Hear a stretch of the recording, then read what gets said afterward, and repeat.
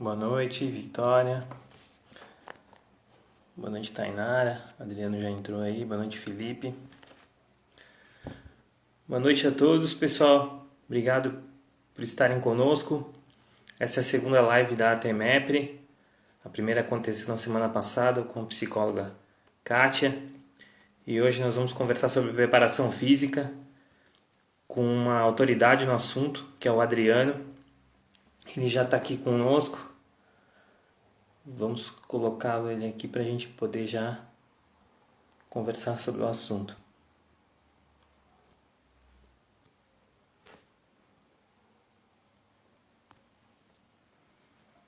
Vamos lá.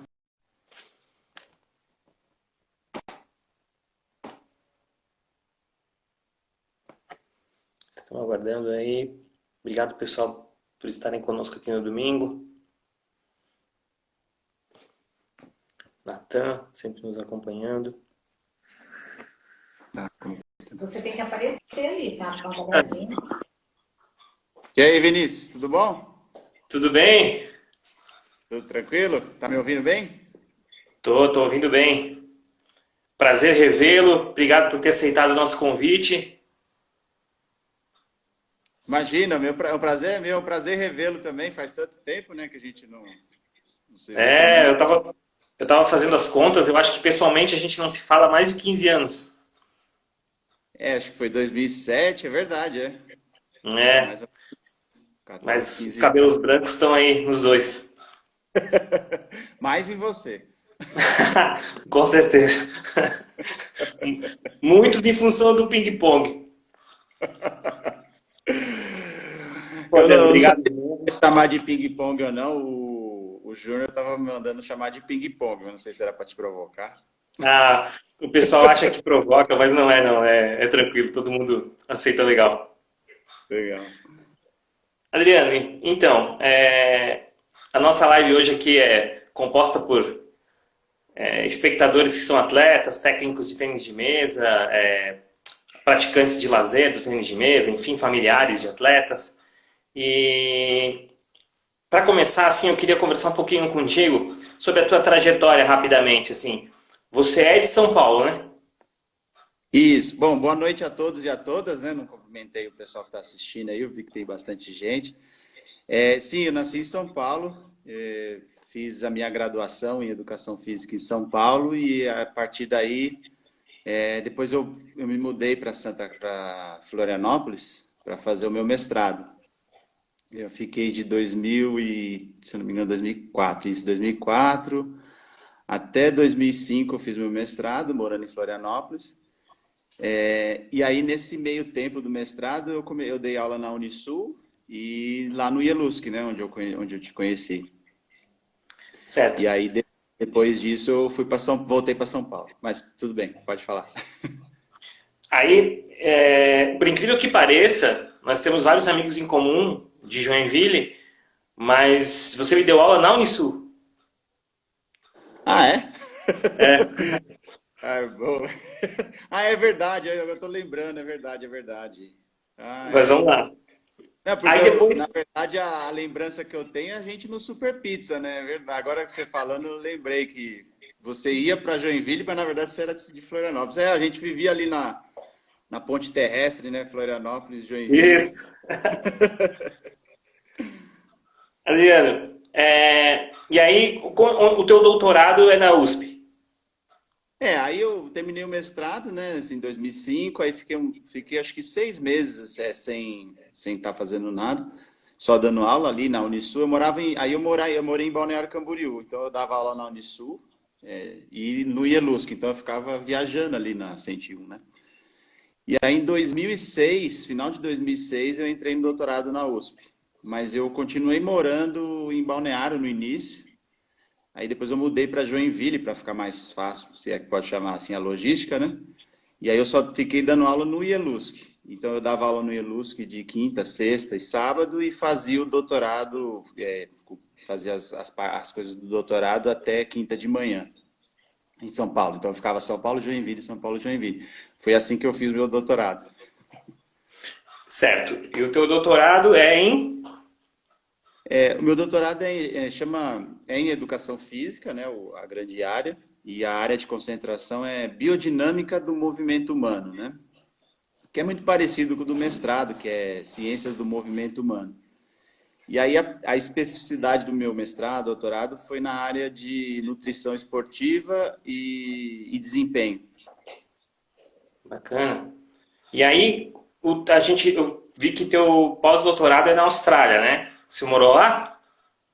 Isso, eu morei lá, mas isso já foi bem depois, né? Então, quando eu estava no finzinho do doutorado, eu prestei um concurso para a Universidade Federal de Alagoas. Isso foi em Certo. 2008. E aí eu passei, né? E aí eu assumi, foi aí que começou minha carreira universitária na universidade pública, né? Até então eu Hum, tinha trabalhado só nas universidades privadas. E aí eu entrei na UFAL, e aí em 2011, depois de 3 anos na universidade, eu pedi um afastamento para fazer o pós-doutorado na Austrália. Eu morei 8 meses na Austrália. bacana a Aí, experiência. O FAO é Universidade Federal de Alagoas, né? isso, UFAL é a Universidade Federal de Alagoas. E aí eu fiz o pós-doutorado em Ciências do Esporte, né?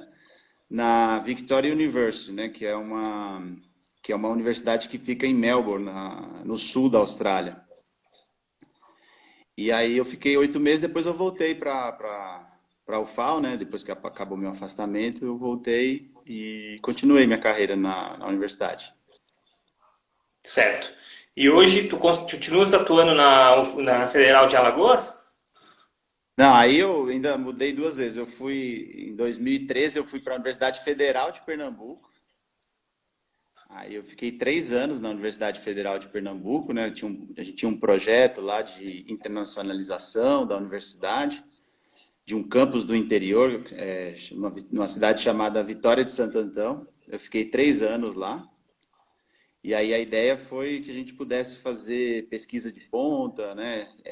Ciência no interior de Pernambuco. Aí eu fiquei 3 anos e aí depois, agora, né? Agora recente, eu retornei, recente, né? 2017, então tem 4 anos, que eu voltei aqui, eu estou morando em Curitiba agora. Agora eu estou na Universidade Tecnológica Federal do Paraná. Que bacana, mais perto da gente. É. Que legal. E, nossa, a gente não precisa nem comentar muito sobre a tua experiência, né, que é vasta.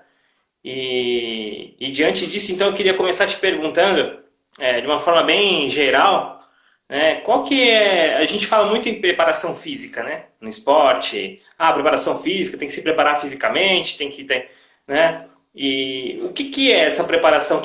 O quanto ela é fundamental para a gente ter um desempenho no esporte, né, na corrida, enfim. Assim, preparação física ela é importante em todos os esportes. Tem alguns esportes em que a preparação física é mais predominante, né? Ou seja, que ela pode realmente definir quem é primeiro, quem é segundo, quem é terceiro, né? Então, tem esportes que a demanda física é muito alta, então a preparação física também é mais importante, né? Um exemplo, se você é um corredor de 400 metros, a parte física é altamente importante. Agora, tem outros esportes que a preparação física é importante, mas ela, de alguma forma, pode ser contornada ou compensada por uma melhora técnica. Então, o futebol acho que é um exemplo disso, pelo menos o futebol mais no passado, né? Que às vezes o atleta não tinha uma preparação física ideal, mas como ele tinha uma parte técnica muito superior, ele acabava compensando uma possível falta de preparação física. Mas no esporte moderno, né, onde a demanda física, a competitividade tem aumentado muito, eu diria que assim, preparação física é importante para qualquer tipo de esporte, né? Então, é importante que o atleta esteja fisicamente preparado para aquilo que ele se propõe a fazer. E ele só consegue isso se ele tiver uma boa preparação física, se ele tiver um planejamento de treinamento, de forma com que ele atinja o seu melhor, né? O seu máximo, o máximo que ele pode render, né? Certo. Desempenho é isso, né? É buscar atingir o seu máximo, né? Exatamente, né? A gente não tem uma medida. A gente até tem algumas medidas objetivas de desempenho, né? Isso a gente tem. mas a gente não consegue determinar qual é o máximo de cada um, o máximo real de cada um, né? Se você olha para um atleta e às vezes você acha que ele já atingiu o ápice, né? Que aquilo é o melhor que ele pode fazer, e de repente em alguma situação ele se supera e dá mais do que aquilo. Então essa medida do que é desempenho máximo, ela é uma medida subjetiva, né? Ela a gente não sabe ao certo, a gente pode estar próximo dela, né? A gente olha para um atleta e fala, não, ele está bem perto do seu máximo. Mas a gente não tem com certeza, não tem como afirmar com certeza que aquele de fato é o máximo daquele atleta, né? Então, mas é isso, né? A gente, qual é o melhor cenário? É o atleta que tem uma prova, que é a prova a mais importante da vida dele, ou a mais importante daquela temporada, que ele chegue no máximo, que ele esteja no seu máximo no dia daquela prova, né? Até no meu canal do YouTube tem uma entrevista que eu fiz com o Nélio Moura. O Nélio Moura ele é treinador de atletismo, né? Principalmente de salto. Foi técnico da seleção brasileira, participou de Olimpíadas, né? E ele costuma brincar assim, né? Que o atleta que ganha medalha de ouro hoje, pode ser que amanhã ele já não ganhasse, né? Porque poderia não ser o dia, não estar no seu ótimo. Então, assim, é tão complexo essa questão do máximo do desempenho que cada um pode render, que você não tem um fator sorte, um fator combinação do universo, para que naquele dia, naquela hora, o atleta o seu máximo, né? Então tem essa questão individual. Adriano, a gente falou sobre a importância, né? Vamos supor que a gente tem a intenção de que um atleta alcance esse é o objetivo, né? Que ele alcance o ápice do seu desempenho na competição principal, né? No momento principal da competição. Né? Será que é a nossa aqui?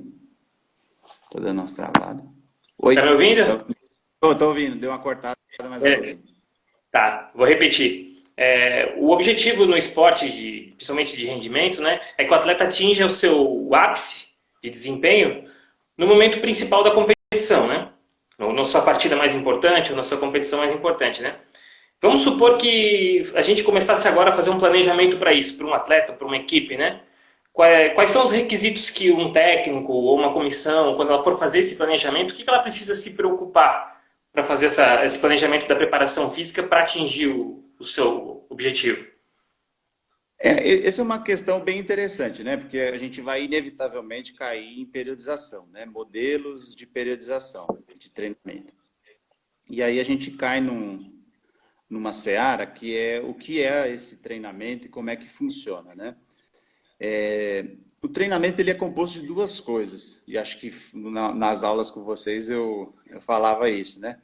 Uma parte é científica, ou seja, você precisa conhecer fisiologia do exercício, biomecânica, pedagogia, né? Você precisa ter elementos científicos, como atuar de forma a otimizar esse...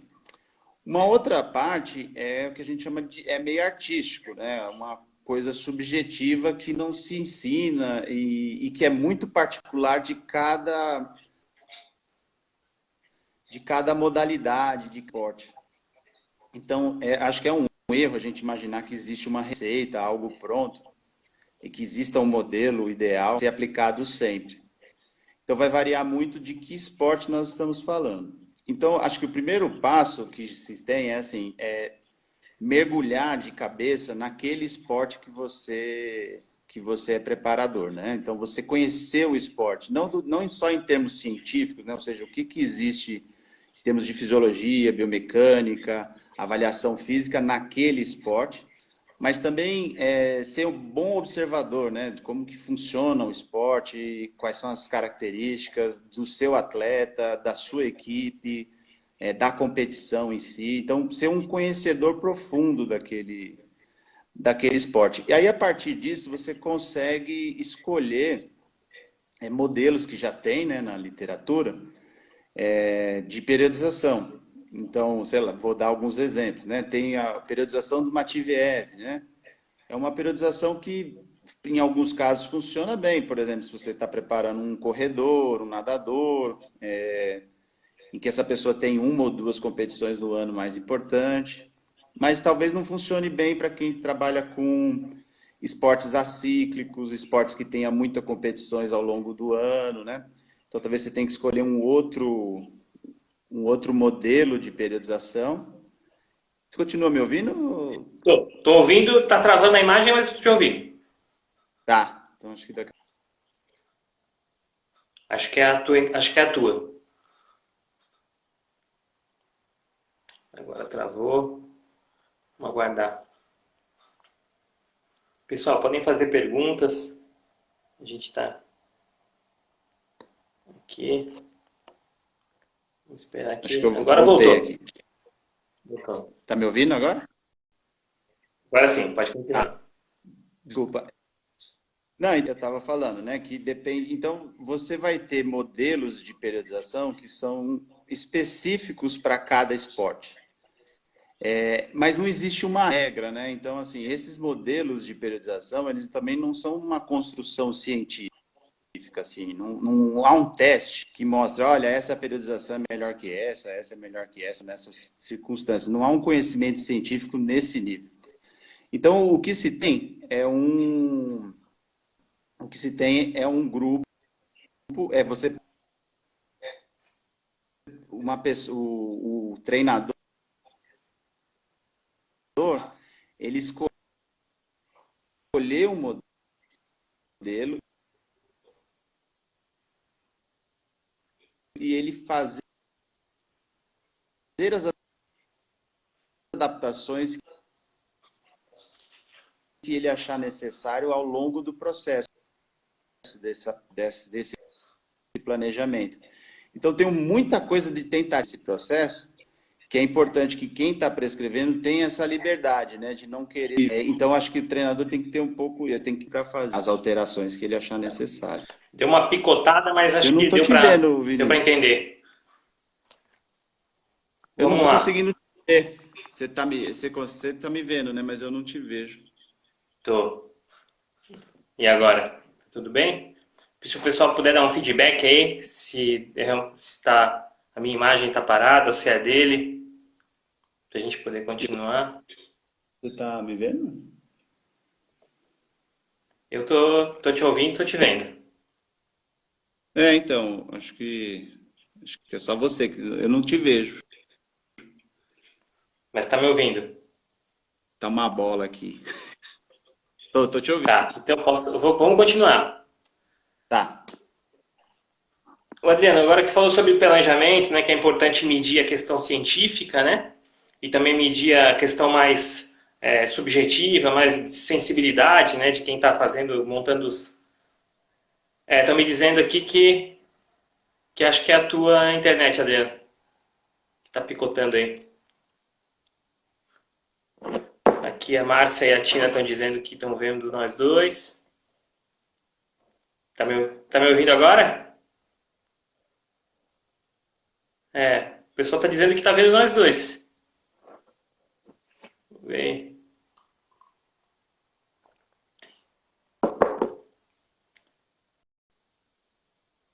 Tá me dizendo que a tua tá falhando o áudio agora.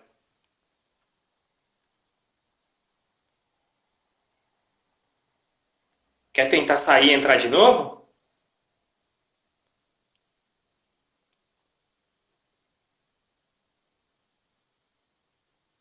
Então tá, ele vai trocar de celular, vamos esperar um pouquinho aqui. Eu vou continuar aqui, daqui a pouco o Adriano retorna. Mas por enquanto já foi bastante interessante o que ele comentou, né? Isso é verdade. A gente precisa ter um pouquinho, medir um pouco dos dois, né? A questão técnica ela é muito baseada, a física técnica é muito baseada na preparação, mas assim, o olhar de quem está no dia a dia faz muita diferença, né? Conhecer também o grupo com que se está trabalhando, o atleta que se está trabalhando, né? Às vezes tem até técnicos e preparadores físicos que são especialistas em tipos de competição. Então, é muito subjetivo. Então, quanto mais a gente tem a contribuição de profissionais assim no gabarito do Adriano, a gente vai conseguindo construir uma filosofia e uma linha de pensamento, né? Vamos aqui, acho que ele está voltando. Acho que é ele aqui. Vamos lá. Para a gente continuar o bate-papo. Aí. Entrei como Najwa, minha esposa. Eu acho que o dela é melhor, é mais moderno o celular. A época de vocês eu tinha um lanterninha, né? Não melhorou muito daquela época para cá. Então, a gente estava falando, né, sobre isso, sobre a importância de ter esses dois fatores, né? De ter a importância de saber as questões científicas, né, o embasamento, mas ao mesmo tempo também ter a sensibilidade de conhecer o atleta, de conhecer o dia a dia, né? Eu estava falando aqui que até certos técnicos e preparadores às vezes são especialistas até em certas competições, né, em determinadas competições. E falando sobre isso, sobre como montar, falou sobre periodização, né? Como é que a gente, por exemplo, eu vou montar um treinamento, um planejamento para um ano, né? Como que eu planejo mais ou menos isso? Assim, a minha competição é daqui, eu tenho 3 competições, a principal é lá no final do ano. Como é que a gente consegue dar um exemplo sobre isso? Assim, vou me preparar assim, vou me preparar assado?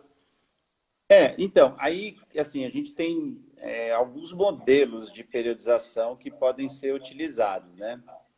Eu vou dar 2 exemplos, 2 modelos que são bem antagônicos para poder exemplificar isso. Então, você imagina assim, ó, eu tenho uma competição no ano, só no final do ano. Então, eu tenho um ano inteiro para me planejar. O modelo de Matveev se adapta perfeitamente a isso, né? Por quê? O modelo do Matveev, ele tem uma fase mais básica, preparatória, então, preparatória geral e específica. Depois ele tem uma fase de competição e uma fase transitória, né, que é depois da fase de competição. E esse modelo é adequado porque você consegue construindo as bases ao longo do ano de forma com que no final do ano a pessoa esteja no ápice do seu desempenho. Então você primeiro começa trabalhando exercícios mais básicos, com mais volume, menos intensidade, e gradativamente você vai invertendo isso, né? Você vai deixando cada vez mais específico, menos volumoso, com mais qualidade o treinamento, de forma que ele chega no ápice lá no final. Agora, conforme os atletas vão ficando no nível competitivo mais alto, né? Ou seja, esses atletas vão se profissionalizando e o esporte vai também começando a ter mais competições, um calendário mais apertado, esse modelo já não serve mais. Então, porque vamos supor que eu tenha 4, 5, 6 competições no ano. Alguns atletas não podem se dar o luxo de perder 5 para tentar ganhar só a sexta, né? Ele vai querer estar bem ou tentar estar competitivo o ano inteiro. Então, aí você pode trocar o modelo de periodização. Por exemplo, tem um modelo chamado modelo de Tichene, né? Que é um modelo onde você, ao invés de fazer esse período básico, depois um período mais competitivo, você basicamente mantém volume e intensidade alto o ano inteiro, mas você vai ondulando isso ao longo do ano. Então, um mês você vai com mais volume, menos intensidade, depois no mês seguinte você inverte isso.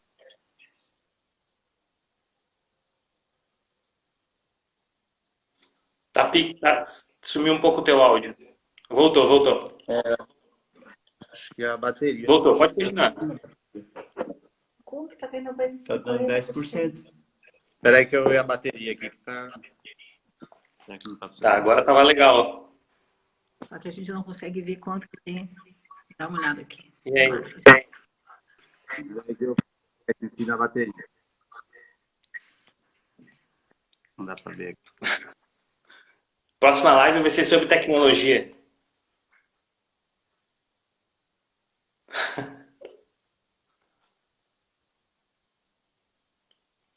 Então, vamos continuar aí.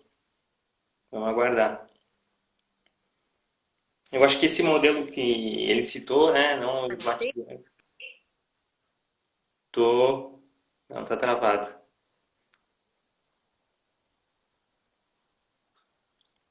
esse segundo modelo que ele citou provavelmente é o modelo que mais se adapta ao tênis de mesa, né?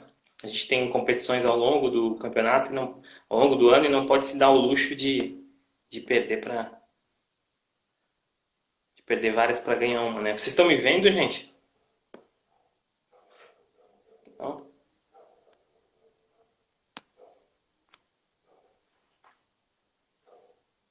Então vamos continuar conversando aqui. Como a gente estava falando, né? Quem tem competições ao longo do ano não pode se dar o luxo, né, de ficar perdendo para ganhar uma no final, né? Então a gente precisa se reconstruir o tempo inteiro, né? O tempo todo entre uma competição e outra para... Vamos tentar colocar ele de volta aqui.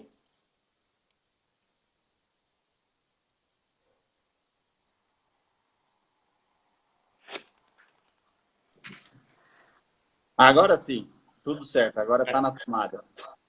Agora sim.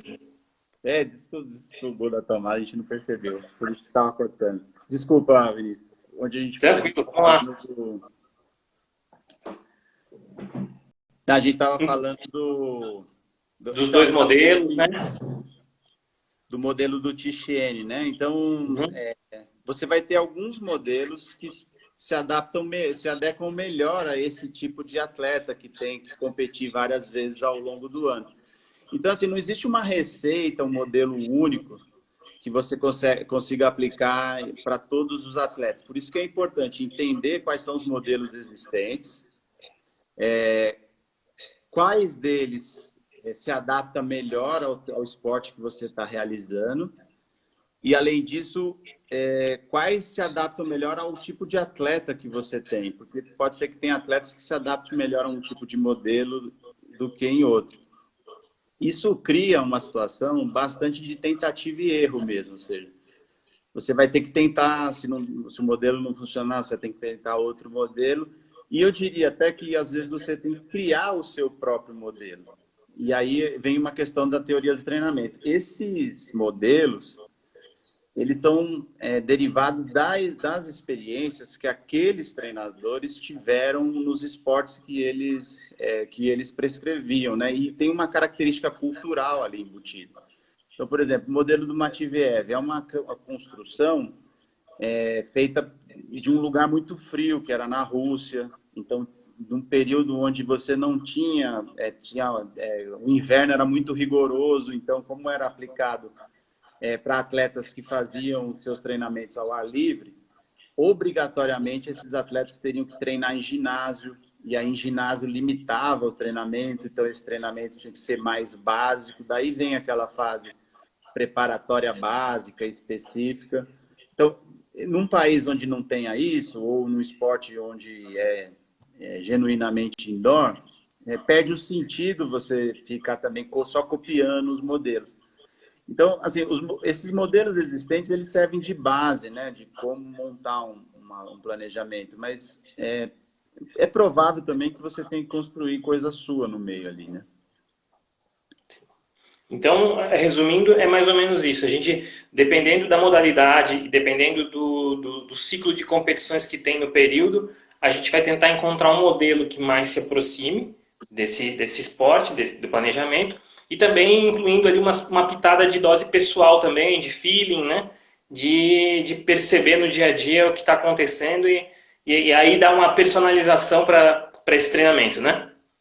Exatamente. E assim, não ter obrigatoriamente o que você planejar, não, quer dizer, não necessariamente o que você planejar vai ter que ser executado na íntegra. Porque assim, o que é um planejamento, né? Você vai prever mais ou menos o período que você vai estar aumentando o volume de treino, aí depois o período que você vai estar trocando isso por aumento de intensidade, períodos onde vai dar mais ênfase em treinamento técnico, no caso de esportes que tenha tática, né? Então, você tem um planejamento, uma programação. Mas, de acordo com a resposta da tua equipe ou do teu atleta, você talvez tenha que mudar esse planejamento. Então, por isso que também não pode ficar preso ao seu próprio planejamento, né? O planejamento, ele é apenas um norte, uma ideia, um caminho a ser percorrido. Mas não necessariamente significa que esse caminho é uma linha reta. que precisa seguir exatamente todos os passos.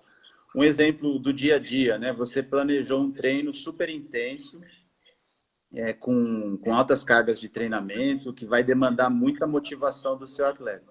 Aí ele chega desanimado, cansado, porque teve um problema em casa, brigou com a namorada, com o namorado, enfim. E naquele dia não tá, ele ou ela não estão bem para realizar esse treino. Aí não tem por que você insistir com aquele tipo de treinamento. Talvez você tenha que mudar rapidamente e colocar um treinamento de recuperação, uma coisa menos intensa, né? Para se Às vezes até uma adequar à conversa, situação. né? Oi? Às vezes até uma conversa, né? Exatamente. Às vezes você talvez nem dê para treinar, né? E o inverso é verdadeiro. Às vezes você planejou um treino mais de recuperação e aquele atleta está muito motivado, tá com vontade de treinar. Então você pode aproveitar isso e trocar as cargas de treinamento. Então, assim, o planejamento ele é importante para você ter uma ideia de quando mais ou menos você quer, aonde você quer chegar, né? Mas ele não é uma estrutura rígida que não possa ser alterada. Certo. A gente conversa bastante entre nós técnicos, né, de tênis de mesa. Eu tenho alguns amigos também que trabalham com futebol, que é da onde eu vim. E a gente geralmente divide assim a preparação, o planejamento em físico, técnico, tático e emocional, né? Eu queria ver contigo qual a tua opinião sobre qual é o papel, qual é vamos supor, a proporção da parte física, se a gente fosse falar, por exemplo, de tênis de mesa, assim, numa idealizando, eu sei que tu não é técnico de tênis de mesa, não é especialista, mas assim, baseado no que tu conhece do ping-pong, o quanto de preparação física seria importante num planejamento para um atleta de tênis de mesa? Assim, é difícil colocar percentuais, né? Falar 25, 50, até porque existe sobreposição, né? Acho que a soma dessas coisas não dão 100%. Então, se não é que você constrói um bloco, né? O ser humano é um bloco. 25% disso, 25, 25, 25, 100 dá o atleta, né? Acho que não dá para fazer assim. O que eu acho, assim, a parte física, né, específica do tênis de mesa, é um componente importante para que a parte técnica e tática e emocional ali, né, que demanda bastante, possa aparecer, né? Porque se o atleta não está bem fisicamente, ele não tem como executar com precisão os movimentos necessários para atingir um alto desempenho no tênis de mesa. Então, eu diria assim que a preparação física, o atleta estar bem fisicamente, é uma condição necessária, uma condição mínima necessária para ele poder jogar. É claro que se o atleta ele está bem fisicamente, mas ele não está bem técnico e taticamente, ele também não vai render. Mas ele pode ser um atleta muito técnico, pode ser muito inteligente do ponto de vista tático, mas se ele não estiver bem fisicamente, ele não vai conseguir colocar em prática essa habilidade técnica e tática que ele tem, né? Então, eu não tenho percentuais assim, né, de dizer quanto que de cada um.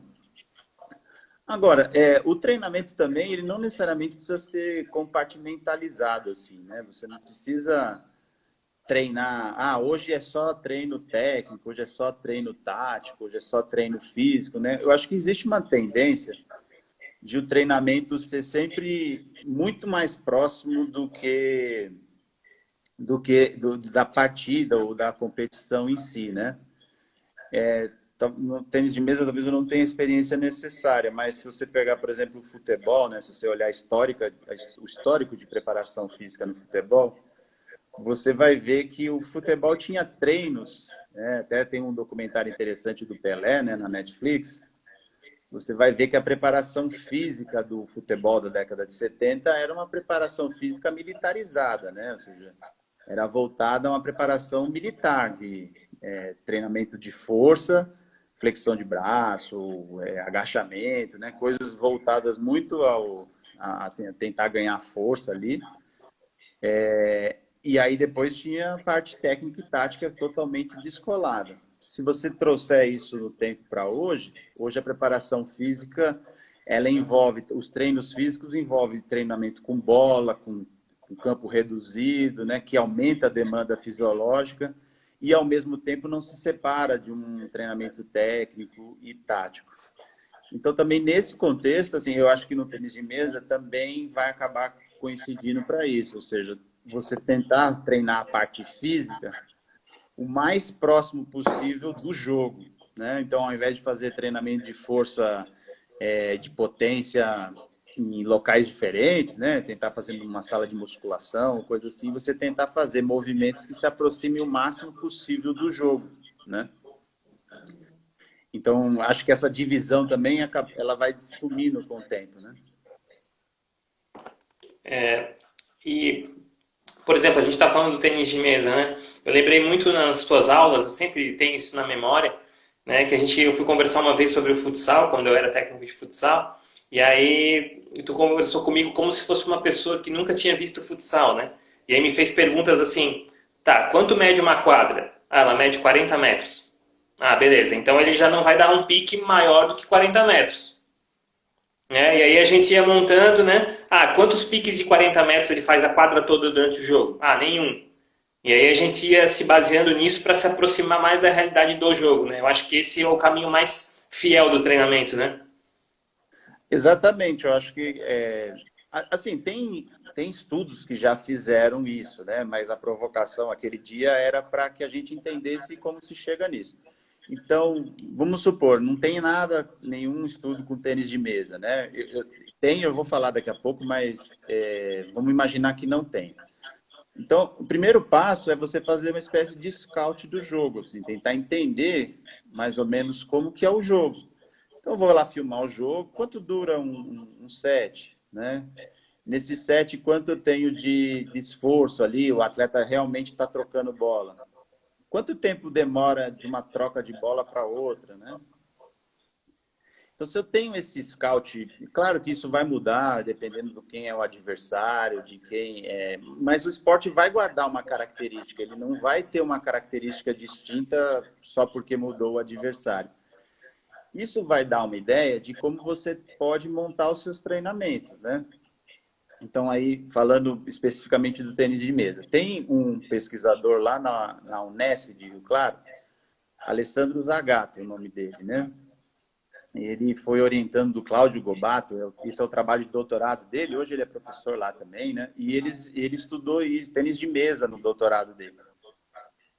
E aí, o que ele fez? Ele fez de forma científica justamente essas perguntas na época que eu fiz para você de futsal e que estou fazendo agora de tênis de mesa, ele fez isso para o tênis de mesa.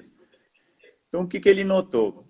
Mais ou menos o set durava 16 minutos, né? Em média. Ele via que as ações, o tempo em ação do atleta trocando bola, em média, era 3,5 segundos. A gente pode arredondar isso para 4 segundos trocando bola. E na transição, né, de um saque para o outro, isso demorava de 8 a 16 segundos, né? Então, com isso, já dá para... E aí ele fez algumas medidas, ele mediu o lactato sanguíneo também no final do jogo, e ele viu que o lactato ia até no máximo 2,2 milimol. Então, nitidamente, a gente tem uma característica fisiológica do jogo. O jogo ele não tem um acúmulo significativo de lactato, para a gente ter, quem está assistindo aqui que não é especialista nisso, né? Lactato no sangue em repouso é mais ou menos 1 milimol. Então, todo mundo aqui agora estaria com 1 milimol. Um tiro de 400 metros de um atleta velocista pode chegar a 16, 20 milimols. Né? Isso é valor alto, isso é atividade anaeróbia glicolítica pesada. Então, se você falar que você sai de 1 para 2, é um acúmulo baixo, né? Assim, tem uma contribuição lática, né? Uma contribuição anaeróbia muito baixa. Então, é um esporte que vai ter as suas ações muito em cima do sistema alático, né? Do sistema TPCT, de energia imediata, que é um sistema que não gera fadiga significativa no músculo, como o anaeróbio gera. E por ser uma partida dura 16 minutos, você vai precisar ter uma resistência aeróbia para aguentar esses 16 minutos, né? Então, você teria que ter duas coisas pano de fundo. Uma é resistência aeróbia para aguentar o jogo todo e outra é um sistema alático melhorado para conseguir executar as ações o melhor possível, né? E Durante isso o me ponto, né? lembra... Oi? Durante o ponto, né? O Isso, jogo da durante... troca de bola no ponto. Exatamente. E aí eu vou lembrar aqui da época que eu era goleiro, embora o Júnior não acredite nisso. Eu joguei futebol, treinei um tempo ali até os 17 anos, depois eu desisti. Por razões que eu não vou dizer aqui. Talvez por não ser... Talvez por não ter talento, pode ser uma delas. Quem sabe? Quem sabe, né? Mas eu fui goleiro e treinei, então eu participei daquele treinamento, isso era, sei lá, 95, 94. Eu participei do treinamento na época, e o treinamento da época de goleiro era muito lático, ou seja, a gente ficava saltando para um lado, saltando para o outro, fazendo muitas repetições disso e acumulando muita fadiga em decorrência de aumento de lactato. E aí, depois que eu entrei na universidade, eu fiquei questionando isso, porque se durante o jogo isso não acontece, né, o máximo que o goleiro faz é duas, ou na melhor, né, na parte mais emocionante que pode acontecer, é o goleiro fazer 3 defesas seguidas. Então, assim, se isso é alático, né, se as ações do goleiro são aláticas, por que que no treino eu treinava lático? Né? Por que que eu tinha que resistir, ficar saltando para os dois lados? Sendo que no jogo eu precisava saltar uma ou duas vezes e o mais rápido e o mais longe possível.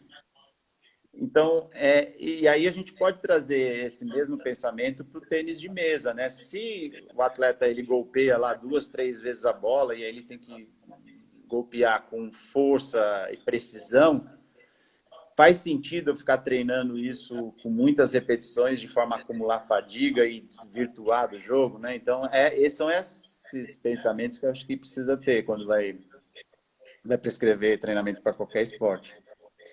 Sim. Nossa, foi bem claro. Muito legal a tua resposta.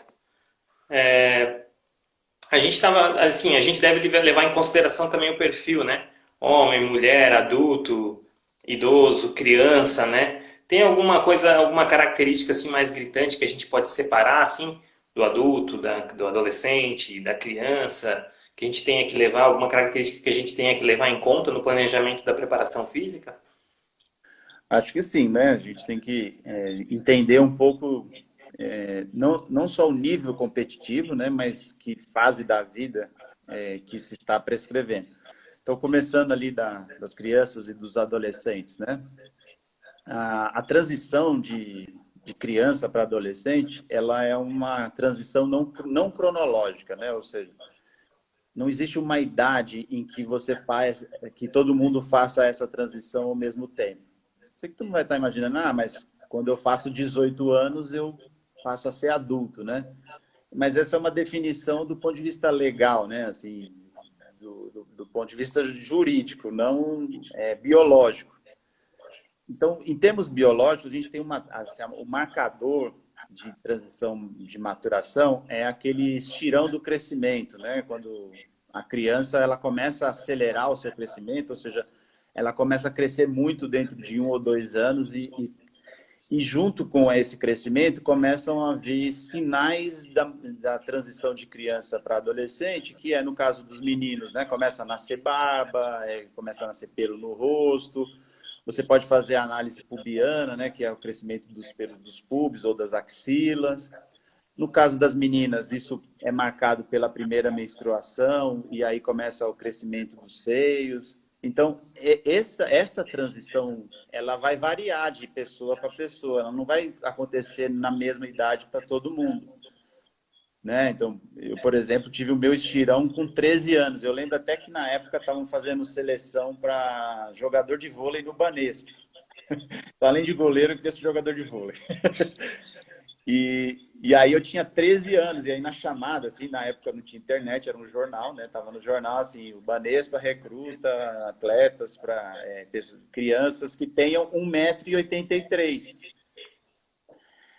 m, que tenha 13 anos, a idade que eu tinha, assim, então eu estava no mínimo ali, que eles estavam, no mínimo 1,83 m. Aí eu não fui, mas assim, se eu tivesse ido, seria um grande fracasso, porque o que eles estavam imaginando? Que se recrutasse alguém com 1,83 m com 13 anos, essa criança chegaria a 2,10 m, sei lá, 2 metros, 1,90 m.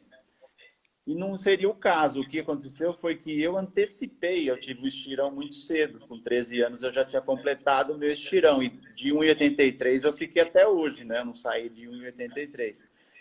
Então, isso para caracterizar que às vezes o atleta que vai ser mais alto, talvez seja o atleta que tem um estirão mais tarde, que comece a dar o estirão lá com 16 anos, porque ele vai acumular um crescimento normal até lá e depois ter esse estirão. Então, essa transição maturacional ela vai variar de pessoa para pessoa. Então, antes dessa maturação completa, o ideal é que esses atletas não sejam precocemente especializados em nada, né? Pode jogar tênis de mesa, pode abraçar o esporte, isso é saudável, mas não pode haver uma pressão de aumentar a força, aumentar a velocidade, aumentar a potência, fazer treinos específicos, né? O ideal é que, até essa idade, que o treinamento envolva a própria tarefa mesmo, jogar mesmo, se divertir mais com aquilo, né? Brincar mais disso. Porque se você tentar especializar muito cedo, primeiro que essa maturação, essa não maturação vai fazer com que as coisas não melhorem. Por exemplo, força, potência, dificilmente vão melhorar se você não teve período de maturação ainda. Ou seja, você não tem os hormônios necessários para ganhar força, potência, velocidade. Então, essa é a primeira frustração de você tentar treinar isso antes. A outra é que você pode sobrecarregar demais esse atleta mirim, que depois pode enjoar do esporte, não querer mais, porque não é uma fase em que a criança não tem essa resistência de aguentar cargas de treinamento e pode saturar, nunca mais querer ver aquele esporte na frente. Então, entre criança e adolescente, eu acho que tem essa preocupação, né? De você só começar a especificar, treinar coisas mais específicas do esporte, tentar melhorar coisas mais aprofundadas só depois, quando tiver nessa transição de juvenil para adulto ali, né? Acho que essa é a primeira coisa. Você perguntou de diferença entre homens e mulheres, né? As mulheres, elas têm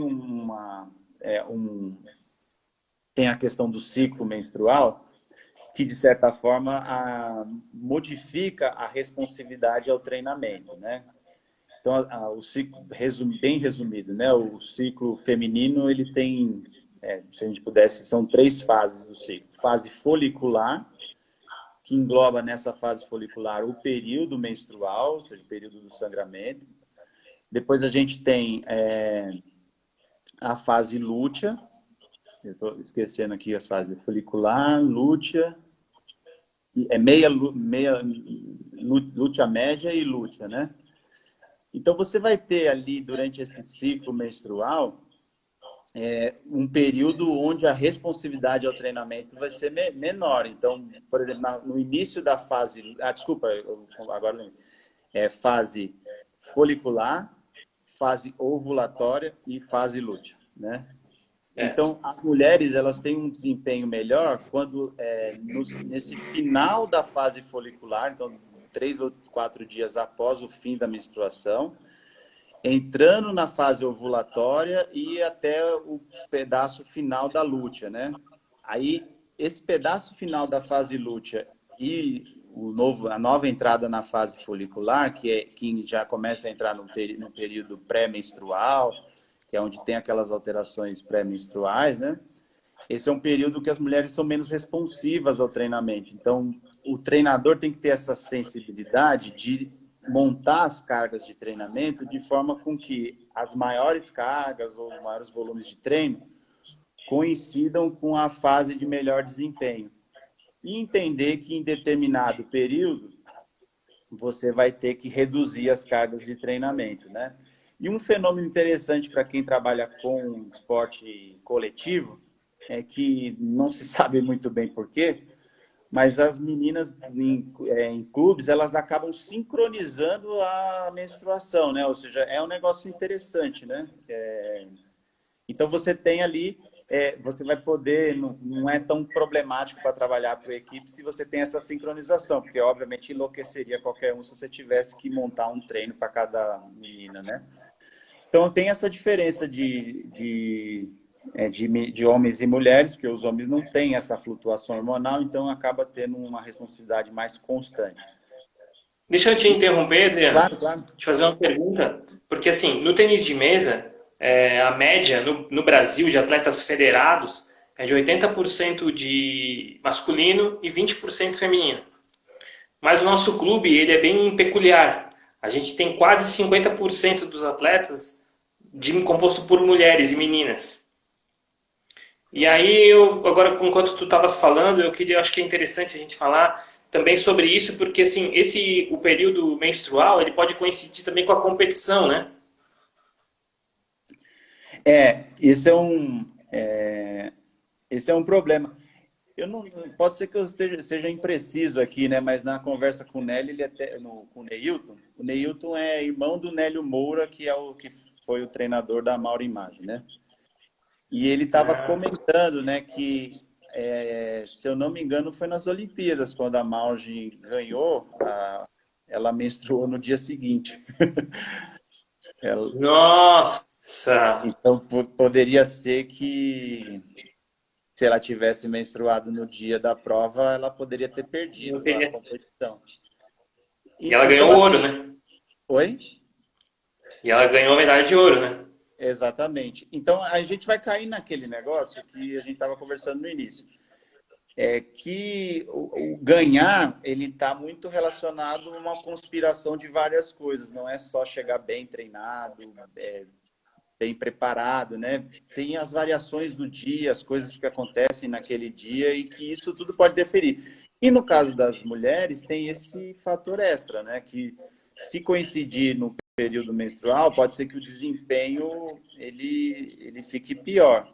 Agora, a gente tem aqui no laboratório, a gente fez um estudo, a gente ainda não publicou, a gente está em fase de preparação do artigo, que a gente fez o seguinte, a gente pegou um grupo de mulheres e testou diferentes variações de força, força máxima isométrica, força máxima dinâmica, resistência de força, altura de salto, vários componentes que envolvem a força. E a gente fez isso em duas fases do ciclo. Uma na fase folicular, a fase folicular precoce, que é a fase da menstruação, né? Ou seja, as mulheres menstruando. E na fase lútea, que é essa fase melhor de desempenho que eu comentei, né? E aí o que a gente viu, de fato, que a força está sempre maior na fase lútea que na folicular. Então, as mulheres saltam mais alto, levantam mais peso e tal. Mas o que a gente fez? A gente testou um suplemento que chama um suplemento cafeína, né? A gente deu pílula de cafeína na fase folicular. E o que a gente viu é que a cafeína recuperava o desempenho dessas mulheres para níveis próximos ou até mais altos do que na fase lútea, né? Então, existem estratégias de você tentar atenuar esse problema, né? Estou dando um exemplo aqui de cafeína, mas poderia ser outras coisas, né? Você tem mulher, e é muito variado também, tem atleta que não liga para isso, não tem nenhum impacto, Sim. né? Então, Vinícius, alguém perguntou aqui, me chamou a atenção, que passou aqui, eu não consigo ver, mas que ela falou que maturou com 15 anos, se era normal. Sim. Não, é normal, tá? Não tem nenhum problema você ter a maturação mais tarde. Normalmente as meninas têm maturação mais cedo que os meninos, né? Isso é meio geral, mas nada impede das meninas terem maturação mais tardiamente, tá? Então, 15 anos, é normal ter essa maturação mais tarde. O que está acontecendo é que as novas gerações estão sempre maturando mais cedo, né? Mas não é anormal você ter a sua maturação mais tardia. Certo. Adriano, deixa eu te perguntar, vou fazer duas perguntas em uma aqui. Muitos técnicos de tênis de mesa, dos clubes que a gente conhece, eles tentam complementar o treinamento do clube na academia, né? Eu queria que tu comentasse quais são os benefícios que a gente pode ter complementando na academia o treino, ou também com uma outra modalidade. Foi uma pergunta até de um atleta nosso, assim, que outra modalidade eu posso fazer para me favorecer também né? E também emendar nisso falando sobre, por exemplo, os atletas que treinam durante a semana, o que eles podem fazer no final de semana para também ter um ganho extra no seu desempenho?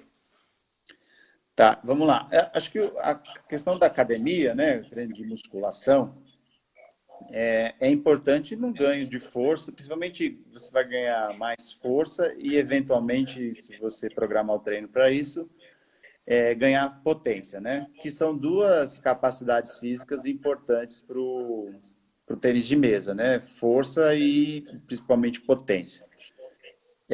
Só que tem uma questão que a academia limita esses ganhos, né? Principalmente quando você trabalha com mais máquinas, né? Ao invés de peso livre. Por quê? Porque o movimento no treinamento de força, ele é um movimento estereotipado ali, ele é padronizado, ele é altamente controlado, ele não tem variações ali. Então, você vai fazer um supino em máquina, uma puxada nas costas. Ele é um movimento meio que cíclico, assim, que se repete, né? Então, tem pouca transferência disso para o esporte em si.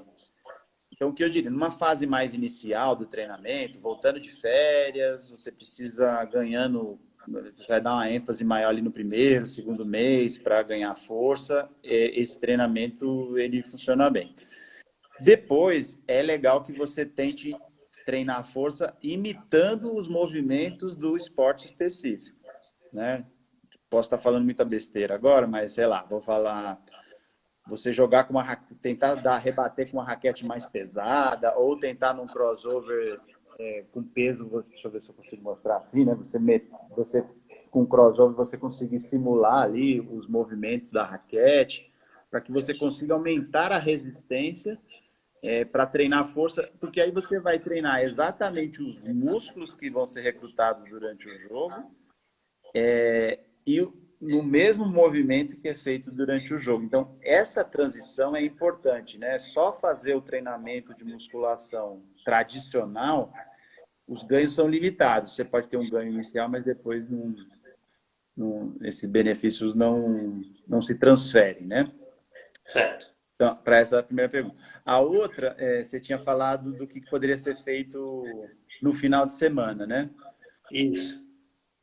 Vamos lá. O atleta, né, conforme aí vai depender do nível, mas se a gente levar ao extremo, um atleta profissional que já compete, já está praticamente profissionalizado, ele começa a ser atleta 24 horas por dia, né?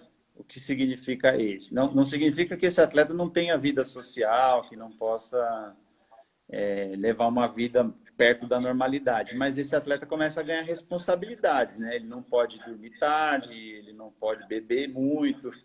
Então, essa questão do final de semana para atletas que já estão no nível profissional, acho que a primeira coisa é cuidado, né? Porque o seu corpo é o seu instrumento de trabalho, né? Então, infelizmente, você não vai poder ter uma vida plena, normal, como pessoas normais que podem judiar um pouco do seu corpo, porque isso não prejudica depois a sua função laboral. Então, acho que a primeira coisa é essa mais básica, né? Tem que tomar cuidado com sono e com bebida alcoólica. E o final de semana, para atleta profissional, ele também tem que estar englobado no planejamento geral de treinamento, tá? Então, de repente, atletas profissionais que têm que ter um volume de treino mais alto, precisa treinar sábado, pelo menos sábado, né?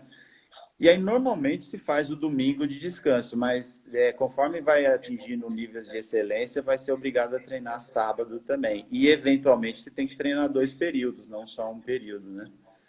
Então, acho que a recomendação geral do final de semana seria isso. Falando sobre o sono, tem, em média, assim, qual é a recomendação no número de horas de sono para um atleta? Isso também varia bastante, tá? Não tem uma regra geral, mas o mínimo 8 horas de sono por noite. E aí você vai ter variações, né? Você vai ter gente que se recupera com 10 horas, que com 10 horas se sente bem, com 12 horas se sente bem. A vantagem que a gente pode tirar disso também é assim, todo mundo sabe, se consegue perceber, quantas horas você precisa para se recuperar, né? Isso vai variar também de acordo com com a idade, né? Então, quando a gente é mais jovem, acaba dormindo mais, depois começa a se recuperar com menos horas. Mas assim, se eu tenho um padrão de sono, que é normalmente 8 horas por noite, e eu me sinto bem, eu consigo treinar bem, esse é o meu normal. Se eu dormir menos, se eu dormir 6 horas, é bem provável que no dia seguinte eu tenha problemas, né? Porque eu saí da minha rotina. Assim como se tem um atleta que está acostumado a dormir 10 horas, se ele reduzir para 8 horas, ele também vai ter problemas. Então, a faixa normalmente é de 8 a 12, mas é individual, cada um vai ter um tempo adequado. Certo. Aqui também perguntaram para mim, agora até tu me surpreendeu ali na tua apresentação, que eu não sabia que a tua relação acadêmica também, que tu tinha uma experiência com nutrição. E aí a pessoa perguntou aqui sobre alimentos e bebidas que podem dar energia assim antes do jogo, né? Já que o tênis de mesa nos campeonatos a gente joga praticamente 5, às vezes 6, às vezes 8 jogos no mesmo dia, né? E fizeram algumas perguntas aqui sobre chocolate, energético, água com gás, né? Café, o que isso tudo pode interferir antes do jogo, especialmente antes do jogo. Então vamos lá. Tem alguns suplementos que tem lógica serem utilizados com tênis de mesa, embora não tenham sido testados com tênis de mesa. Então, isso é importante ressaltar. Aí, vou pegar o que todo mundo está comentando aí, que são as bebidas energéticas, né? O que tem nessas bebidas energéticas que dão essa sensação de mais energia e mais disposição? O bioativo ali é a cafeína. Tá? Esse é o principal bioativo. Tem ali outros compostos que, em combinação, podem ajudar a ter esse efeito, mas a cafeína é o principal bioativo e é o principal suplemento que tem bastante literatura que melhora alguns componentes que são do interesse do tênis de mesa. Por exemplo, a cafeína comprovadamente aumenta a atenção durante uma tarefa qualquer, né? Uma tarefa cognitiva. E pode-se pressupor que aconteceria o mesmo durante o tênis de mesa. O atleta ficaria mais alerta, tá? Essa é a primeira. A outra é que a cafeína pode aumentar a força e a velocidade de execução dos movimentos. Então, você começa a executar movimento mais rápido e com mais força, e, consequentemente, com mais agressividade ali, mais potência no golpe da bola. A cafeína tende a aumentar a agilidade, então, como você tem que ficar indo e vindo nos cantos da mesa, isso também pode ter algum efeito, tá? Então, mas de novo, né? Ninguém testou isso exatamente em termos de mesa, não até onde eu saiba, né? Pode ser que alguém tenha feito e eu não tenha visto, mas eu dei uma procurada rápida hoje de manhã e não vi nada. Então, mas é provável que melhore. Outro suplemento que talvez faça algum sentido é a creatina, mas também já mais distante, né? Porque a creatina ela aumenta a força, mas ao mesmo tempo ela aumenta peso, e aí eu não sei, um atleta 1 quilo a mais, se isso não pode ser negativo, então teria que testar, eu não teria ideia assim. Mas a cafeína eu acho que é uma das coisas que pode melhorar. Uma coisa importante para o tênis de mesa é o gasto energético, né? E aí não tanto para a competição, mas em relação ao treinamento. Se você pegar esses compêndios de gasto energético, você vai ver lá que tênis de mesa tem um equivalente a 4 METs de gasto energético, né? Ou seja, para quem não está familiarizado, 4 METs significa 4 vezes o repouso. Então, você está gastando energia 4 vezes acima do que se você tivesse sentado. Mas tem alguns estudos com tênis de mesa que mostraram que isso pode chegar entre 7 e 10 METs, ou seja, 7 a 10 vezes mais o repouso, né? Então, eu fiz uma conta aqui, deixa eu só colar aqui. Para um atleta de 70 quilos, dá mais ou menos 8,5 quilocalorias por minuto. Esse seria o gasto energético do tênis de mesa. Então, um atleta que treina 3 horas nesse ritmo, um atleta profissional que faz um treino de 3 horas, se ele tiver 70 quilos, ele vai gastar perto de 1.500 quilocalorias numa sessão de treinamento. Tá? Caramba! Então, esse gasto energético aumentado vai demandar um planejamento alimentar também muito otimizado, ou seja, vai ter que calcular quanto é o gasto energético diário, vai ter que comer nesse mesmo volume para você não perder peso, e vai ter que ter uma dieta rica em carboidrato com aumento de proteína também para suportar esse gasto energético todo, né? Então, da dieta, mais ou menos ali entre 45% e 65% deve ser composta de carboidrato, com uma ingestão de proteína aí podendo chegar a 1,4 gramas para cada quilo de peso corporal. Isso seria uma recomendação genérica para atletas de tênis de mesa. E aí, se o atleta come mal, se ele tem uma ingestão baixa de carboidrato, uma ingestão maior de gordura, ele pode se sentir mais fadigado durante o jogo, porque como você comentou, né, a competição às vezes é o dia inteiro, tem vários jogos na sequência. Se você chega com pouco carboidrato, você vai fadigar mais rápido. Então você pode ir se esgotando aí ao longo do campeonato. E o que dá para comer assim no intervalo entre um jogo e outro? Assim, o que o atleta pode levar na mochila para roer ali entre um jogo e outro? Eu pensaria sempre em carboidrato, né? E assim, você pode, essas bebidas energéticas, não, desculpa, não energéticas, as bebidas hidroeletrolíticas, esses Gatorade, essas coisas, elas têm muita glicose ali, né? Muito açúcar. Mas não necessariamente precisa ser isso. Eu tentaria fazer uma alimentação, ali, comer alguma coisa entre os jogos que fosse rica em carboidrato. Então, por exemplo, banana é muito rica em carboidrato, né? Um sanduíche que não tenha muita gordura, porque se tiver muita gordura pode dar desconforto gastrointestinal, mas sanduíche que seja rico em carboidrato, né? Tudo que for muito carboidrato é importante fazer uso entre as pausas, né? Para você pelo menos tentar manter a parte de carboidrato mais próximo do ideal ali. Entendi. Muito bom. Adriano, importância do aquecimento e do alongamento. Uma dúvida bem pertinente aí dos nossos atletas. Aquecimento ele é extremamente importante porque principalmente se você vai realizar uma atividade muito intensa, né?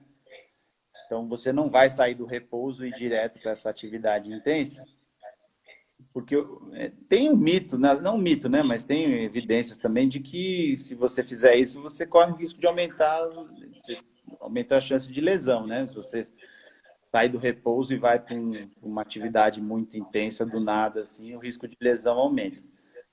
Mas tem algo além de evitar lesão, que é o seguinte: quando você faz aquecimento, você começa a aumentar a temperatura muscular e, ao mesmo tempo, você começa a aumentar a irrigação sanguínea, a oferta de oxigênio, de nutrientes para esse músculo, que assim que você entra na atividade principal, o seu desempenho durante o treino ou durante o jogo vai ser maior do que se você entrar frio, tá? Então, tem até estudos que chamam potencialização, essa área chama, né? O que é isso?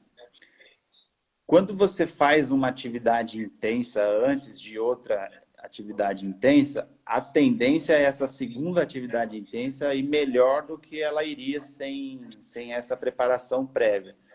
Então, por exemplo, tem estudos que mostram que se você fizer agachamento antes da atividade principal, né, antes de uma corrida, a sua corrida vai melhorar em relação a se você fosse direto para a corrida. Então, o aquecimento tem um pouco também de potencialização, né? Ou seja, você realizar algumas atividades intensas antes da atividade principal, de forma com que a atividade principal esteja potencializada. Então, não é só evitar lesão, né? Tem uma questão também de melhora de desempenho. Aí, alongamento entra mais ou menos na mesma categoria, que é uma parte do aquecimento, né? Esse alongamento seria uma parte do aquecimento.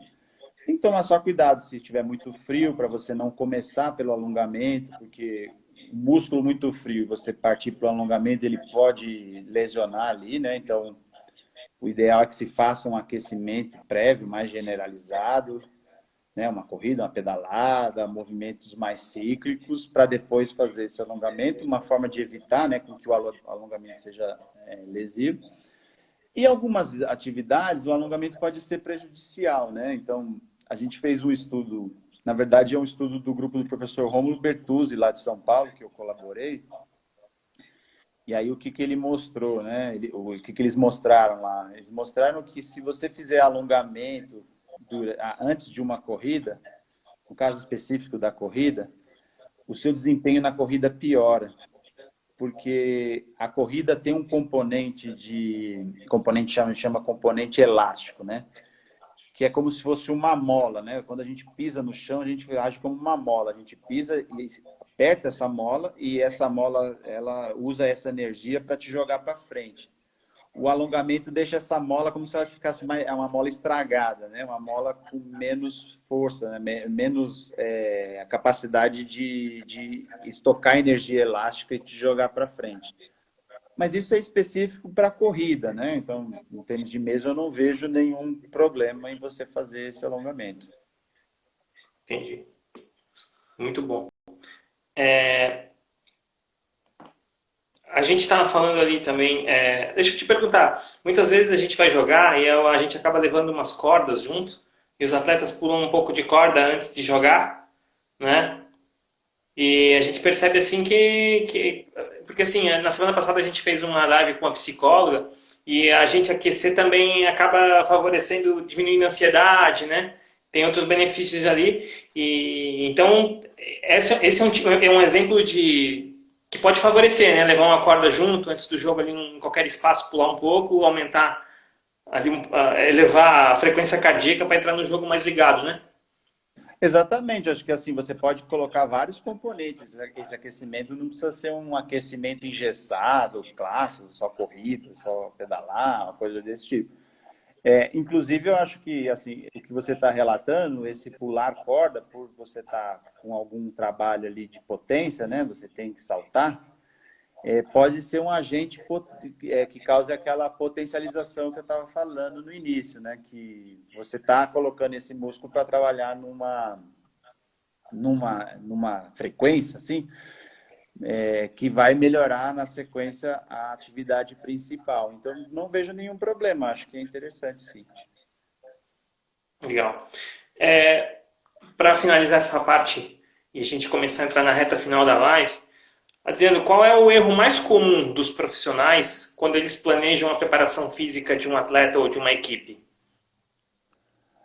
Assim, eu acho que o erro mais comum é você se distanciar da atividade fim, né? Que a gente estava falando no início. Talvez esse seja o erro mais comum, que é tentar treinar coisas separadas, assim, segmentadas e esperar algum grau de transferência para a atividade principal, né?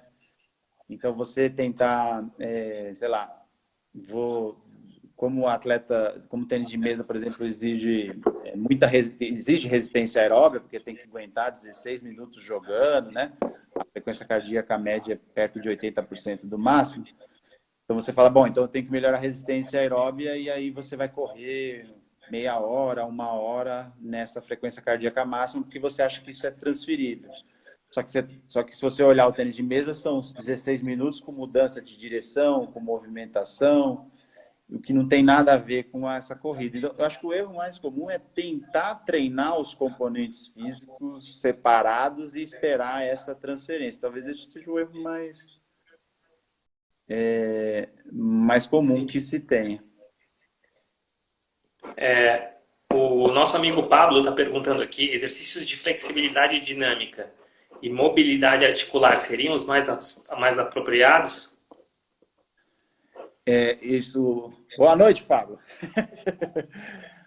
Pô, as perguntas dele melhorou, hein? Para quem ainda está acompanhando a gente, o Pablo é um amigo que a gente tem em comum e ele é técnico de futebol, trabalhou recentemente na China, agora está de volta aguardando aí passar a pandemia. O Pablo é um excelente preparador físico, né? A gente eu convivi com ele lá em Joinville, né? Fiquei muito feliz quando soube que ele está lá na China, né? Ganhou vários campeonatos, realmente é um vencedor. Eu acho que ele deve estar falando em específico para o futebol, né? Que é o esporte que ele está trabalhando aí, né? Eu acho o seguinte, treinar isso eu acho interessante, tá? Fazer o treinamento de flexibilidade dinâmica e mobilidade é interessante para esse tipo de esporte que vocês trabalham, tanto tênis de mesa como futebol, é importante porque é isso que vai demandar durante o jogo, né? Acho que como aquecimento, você só tem que dosar para você não é bem um treinamento de flexibilidade e mobilidade. Você pode usar alguns exercícios de flexibilidade e mobilidade, mas que não tenha característica de treinamento. Ou seja, que se você começar a treinar flexibilidade antes do jogo, esse atleta pode perder força, tá? Então, você pode usar uns exercícios de mobilidade, de flexibilidade, mas ele não pode ser muito volumoso nem ter característica de treino especificamente, entendeu? Quais são as características, assim, as valências físicas que você mais percebe no tênis de mesa? Assim?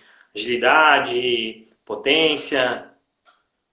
Deixa eu só complementar aqui que ele colocou no aquecimento, potencialização do treino. Se for potencialização, Pablo, aí eu acho que interessante, aí tem que ser treino de potência, tá? O que potencializa ou é potência ou é força. Então, tem que ser exercícios de força e de potência para potencializar. Agora, essa potencialização, né, tem que tomar cuidado para não implicar em fadiga. Então, sei lá, por exemplo, se for usar agachamento como potencializador, você teria que fazer ali 2 ou 3 séries de 10 repetições, não mais que isso, tá? Então, para potencializar, tem que ser o suficiente para ativar o componente de força, mas não pode ser longo o suficiente para gerar fadiga. E aí, respondendo a tua pergunta, Vinícius, no tênis de mesa, o que eu vejo assim, ó, pelo pouco que eu conheço e fui procurar a partir do que você pediu ali, né? Veja, pela duração de uma partida, você tem que ter um pouco de resistência aeróbia, tá? Então, resistência aeróbia é necessária.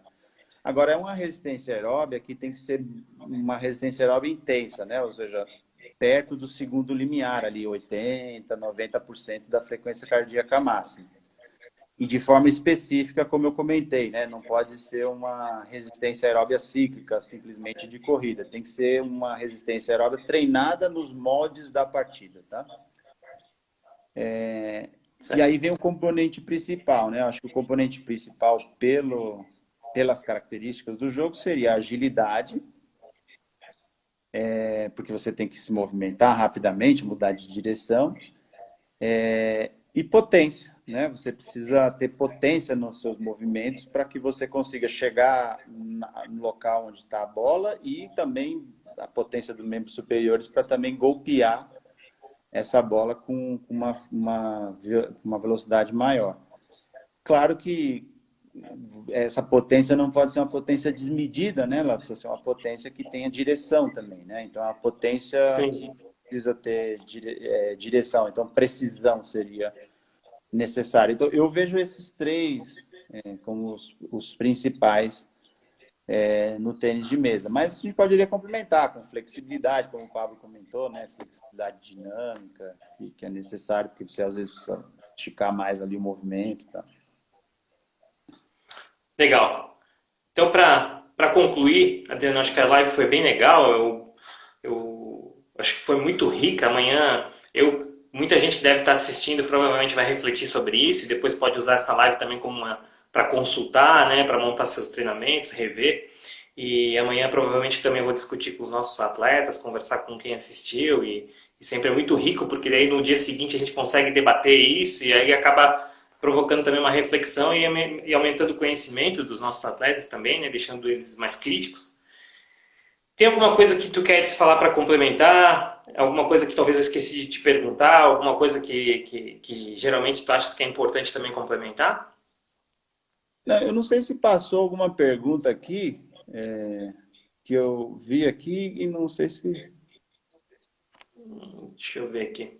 Acho que é um complemento daquela da maturação, né? Que sempre fez atividade Ah, o física no menino futebol.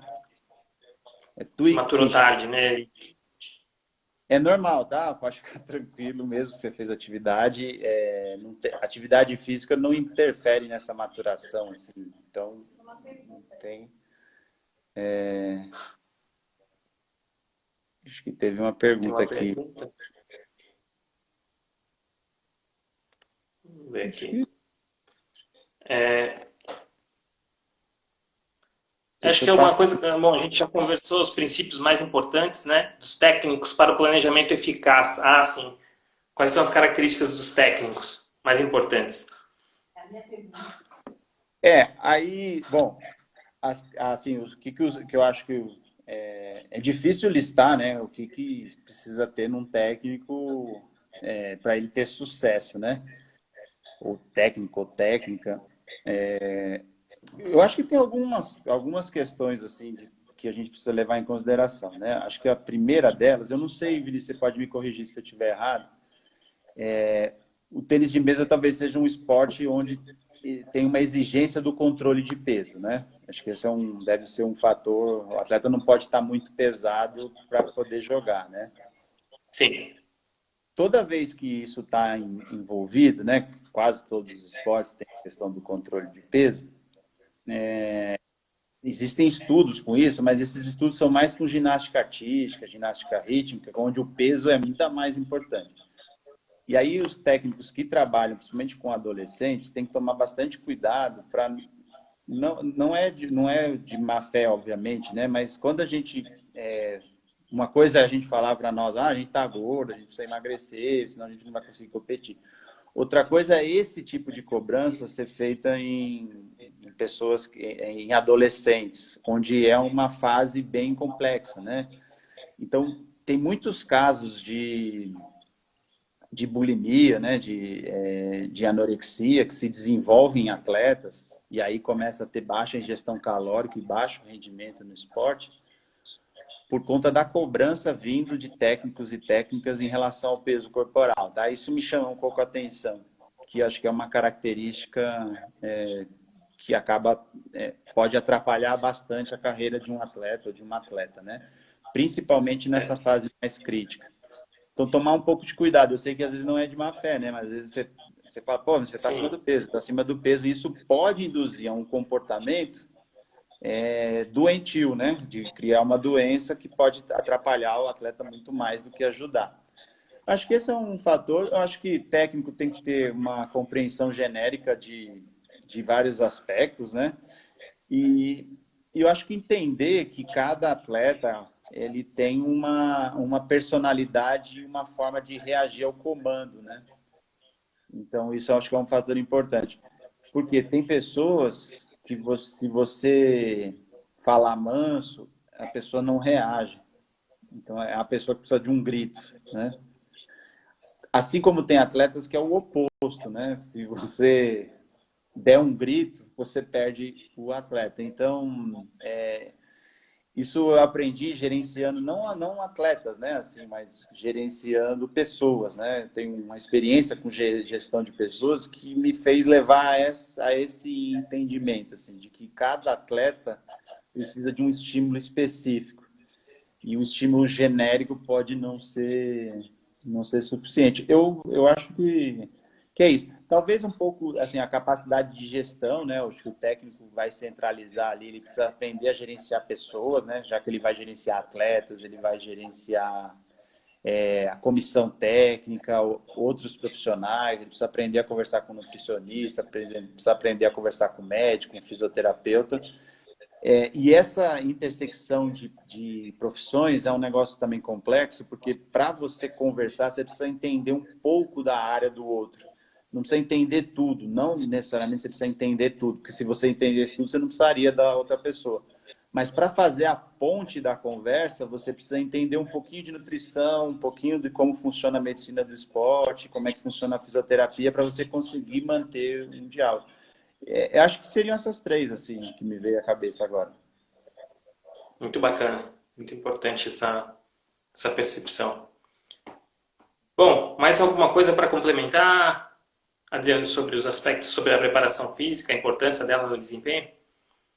Não, eu achei que foi bem legal assim a conversa, né? Fazia tempo que eu não falava sobre treinamento. Foi uma oportunidade ali de rever alguns conceitos, né? Como eu falei, né? Ultimamente eu tenho trabalhado mais com nutrição esportiva, né?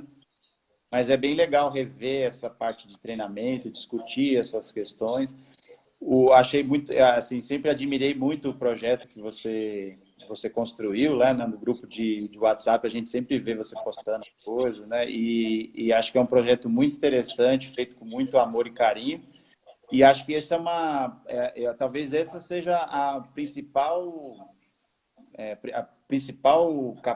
coisa que precisa para que algo dê certo, é você se apaixonar por aquilo e fazer com paixão, né? E acho que isso você fez, por isso que o seu projeto é duradouro. Ele não aconteceu 3 dias, 4 dias, um mês e depois desapareceu. Ele está aí tantos anos porque você se apaixonou por isso. Eu acho que essa é a essência de qualquer coisa que precisa dar sucesso. A gente precisa colocar paixão nas coisas, né? E essa é uma admiração que eu tenho para o seu projeto. Queria deixar registrado aqui. Poxa, muito obrigado. E para mim é muito legal. E você é uma referência para mim, né? Há tanto tempo a gente sem se falar e muito de tudo que eu faço no dia a dia na preparação física dos meus atletas tem você como referência, né? Eu lembro de muitas coisas que eu aprendi com você. Agradeço mesmo. Para fechar, a tua experiência é muito grande com atletas, com universidade, né? E quando a gente conversava, principalmente antes, no tempo que a gente se encontrava pessoalmente, a gente tinha muitas histórias muito divertidas, né? Que aconteceram contigo na tua trajetória. E eu queria que tu selecionasse ali uma ou outra para contar pra gente coisas engraçadas que aconteceram nessa tua trajetória aí com a preparação física, com o futebol, né? Eu sei que tu trabalhou, eu não sei como foi ao certo, mas tu passou pelo Corinthians, né? E tem umas histórias bem curiosas, bem interessantes. Acho que era legal o pessoal que está assistindo saber. Ainda bem que você não pediu para falar do IELU, senão ia ter que falar da tabela do TCC do Júnior. Mas então, já que está fora da cogitação, não vou precisar falar. Na verdade, eu trabalhei com o Renato Lotufo. Ele já é falecido, ele era médico do Corinthians. E eu trabalhava numa clínica que ele era o médico responsável, e a gente tinha como função fazer avaliação física no Corinthians, né? Já que ele trabalhava lá. Não tive um vínculo direto com o Corinthians, né? E aí a gente ia eventualmente fazer avaliação física, né? E aí eu lembro de algumas passagens interessantes, assim, né? Uma delas, isso foi 98, 99, era aquele time do Corinthians que ganhou o Mundial, né? E tinha lá o Nossa, Marcelinho, o Luizão, o Dida era o goleiro, né? E aí a gente foi fazer um teste de velocidade de 30 metros no campo, assim, e tava todos os repórteres esperando ali fora para saber o resultado. E aí era a época, era assim, essas células fotoelétricas, né? Elas começaram a surgir naquela época, que eram sensores que mediam. Você não precisava ficar com um cronômetro, você media aquilo de forma bem precisa com célula fotoelétrica. E no futebol sempre teve muito isso também, né? De você tentar maximizar, valorizar demais as medidas, né? Para jogar para a imprensa, para mostrar, né? E aí eu lembro que nessa avaliação o Dida correu mais rápido que o Luizão, né? Ou seja, o Dida era goleiro, correu mais rápido que o atacante, né? E aí, quando eles terminavam a avaliação, eles vinham em cima, assim, para saber, como é que foi, como é que não foi, né? E quando viram que o Luizão tinha sido mais lento que o Dida, né? Começou, assim, uma resenha, tirar a sarro do Luizão, né? E aí o Luizão virou e falou pro Dida, mas pelo menos eu faço gol e não fico levando gol, né? Então, mas é curioso. muito bom. Também eu fiquei assim, naquela avaliação, mas o Luizão tinha um percentual de gordura de 30%, né? Assim, então, era um negócio, eu olhava e falava, pô, esse cara tem tudo para não ser um atacante, mas aí vai naquela história que a gente estava conversando no início, né? A especificidade, né? Então, ele tinha uma capacidade de executar aquilo que demandavam dele, que sobrepassava qualquer outra dificuldade física ou coisa desse tipo. Então, como é para a gente tentar entender que esses estereótipos nem sempre ajudam no treinamento, né? Então, acho que essa é uma observação interessante. Acho que a outra que eu lembro assim também foi do Marcelinho. Eu era estagiário, assim, mas sempre fui muito briguento também, né? Nunca levei muito desaforo para casa. Então, a gente foi fazer uma avaliação lá. E a gente estava numa sala e eu fiquei responsável por fazer peso e estatura, que eu era estagiário, isso foi a primeira avaliação, primeira vez que eu fui lá, né? Então eu era o estagiário. E aí, assim, eles estavam voltando de férias, tinham ganho o Campeonato Brasileiro, então estavam um mês longe, aí tinha aquela bagunça de time, né? E aí começou aquela bagunça na sala, um monte de atleta, e eles não queriam fazer avaliação. E eu lembro do Marcelinho subindo na balança, assim, ele chegou, subiu na balança, subiu já pediu para medir a estatura, não sei o quê. Aí quando ele viu que eu não estava dando muita atenção, ele parou, olhou assim, pô, o que eu faço agora? Pô, a primeira coisa é você falar qual é o seu nome, que eu preciso anotar aqui na ficha, né? Qual é o seu nome? Aí ele tomou um susto assim, né? Aí ele falou, Marcelinho. Eu falei, não, seu nome não é Marcelinho, ninguém chama Marcelinho, né? Seu nome deve ser Marcelo. E ali ele deu uma baixada de bola, né? E aí a gente conseguiu meio que tomar conta. Não é fácil, né? Assim, é um mundo meio paralelo, assim, se não tomar cuidado, eles Né? É meio surreal trabalhar com futebol profissional, né? Inclusive, ó, tá aqui a Renata, essa Reala Guia Soccer, né? A Renata era responsável dessa equipe, né? Então, já que você quer resenha, vai a terceira e última. A Renata era responsável pela equipe que fazia avaliação no Corinthians, né? A Renata era a mais... eu era estagiária, e eu lembro do dia que ela me chamou, eu fiquei super feliz, né? Ela me ligou e falou, então, a gente está precisando de gente para fazer avaliação, mas não tem dinheiro para pagar. Eu falei, não, mas vamos assim mesmo, não tem problema, vamos de graça. Que bacana. E o mais engraçado é que no final, qual era o pagamento que o Lotufo dava para os estagiários, né? Era uma camisa do Corinthians, né? E a Renata, só que a Renata ganhava, eu pelo menos sou corintiano, usava alguma coisa. A Renata é palmeirense. Tinha que vender, né? Nunca usou. Diz ela que nunca usou, que eu desconfio que é mentira, que ela chegou a usar assim. Ela tá pedindo aqui para contar uma história do frango à parmegiana. Isso aí ela inventou, isso aí não existe não. Não, isso aí foi o seguinte, a gente foi lá em Itu fazer uma avaliação do Ituano. Futebol. De graça, esse esquema era sempre assim, era roubada, né? Não, era tudo de graça, não pagava nada, a gente ia porque era experiência, a gente estava começando a carreira, né? E aí a gente foi, eu não lembro se foi eu, a Renata e o Rômulo, e foi acho que foi mais alguém, eu não estou lembrado agora, mas estava eu, a Renata, o Lotufo, né? Aí a gente foi no carro dele, o Robson foi. Aí a gente não ia ganhar nada, né? Aí chegou lá em Itu, tem um bife à parmegiana, né? Que é um negócio gigantesco, porque tudo em Itu é grande, e aí esse bife parmegiano é famoso em Itu, porque ele é grandão, assim, né? Aí a gente foi almoçar antes de fazer, não sei se foi antes ou foi depois de fazer a avaliação, e aí eu não parava de comer, né? Assim, eu comi uns 2, 3. Aí a Renata falou, pô, não vai parar de comer nunca, né? Eu falei, pô, não estão pagando nada, pelo menos comer eu vou, né? E ela lembra até hoje desse bife. Eu acho que eu comi uns 4 bifes daquele lá, nunca comi tanto bife para me dar igual aquele dia lá. Deu prejuízo. É legal a Rê tá assistindo aí. A Renata foi ela que organizou, né? Todas as vezes ela que organizava a avaliação pra gente. Quem sabe a gente marca aí uma live com ela aí. Vou conversar depois. Eu acho que é bem legal. A Renata tem várias experiências assim de avaliação física, né? Uma pessoa que nessa época, principalmente do Corinthians, ela era coordenadora do laboratório e ela que organizava a avaliação junto com o Lotufo. Eu acho que vale a pena. É uma pessoa que tem bastante experiência com avaliação, composição corporal, avaliação física, ia ser bacana.